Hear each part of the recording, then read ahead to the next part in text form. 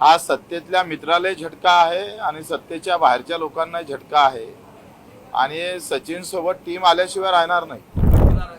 आता सचिन आला तर त्याची टीम येणार ना क्रिकेटची। त्याच्यानं कसं आहे, हा सत्तेतल्या मित्रालाही झटका आहे आणि सत्तेच्या बाहेरच्या लोकांनाही झटका आहे आणि सचिन सोबत टीम आल्याशिवाय राहणार नाही। पण ज्या पद्धतीने आपला पक्ष वाढतोय, सत्ता बाहेर असणाऱ्यांपेक्षा सत्तेतल्याच लोकांना जास्त धोका वाढत असताना पाहायला मिळतोय। मग खासदार असतील किंवा आमदार असतील, मित्र म्हणून ते सगळेजण स्वीकारून घेणार शांतपणे, त्यांना धोका नाही आहे, कारण त्यांच्यासाठी केंद्रही महत्त्वाचंच आहे। केंद्र मजबूत करण्याचं काम, केंद्र सरकार मजबूत करण्याचं काम सध्या पुऱ्या हिंदुस्थानात फक्त एकनाथजी शिंदे करत आहे।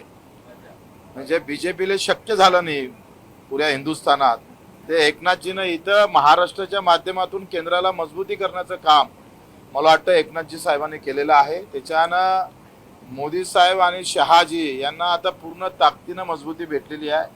आला वेळ तर ते विधेयक पण महिला आरक्षणाचं ते पण या ताकदीमुळं निश्चितच आम्ही पाहतो समोर झालं गेल्याशिवाय राहणार। पण दुसरीकडे ज्या पद्धतीने पक्षाची ताकद आपली वाढत आहे, तशीच अंतर्गत नाराजी ही देखील मोठ्या प्रमाणात वाढताना पाहायला मिळते आहे।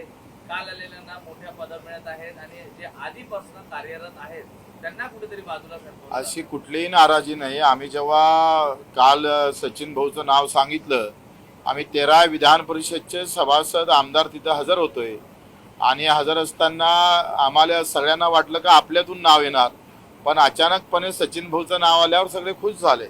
आखरी पक्ष मजबूत होत असताना आमच्या नाराजीला फार महत्त्व नाही।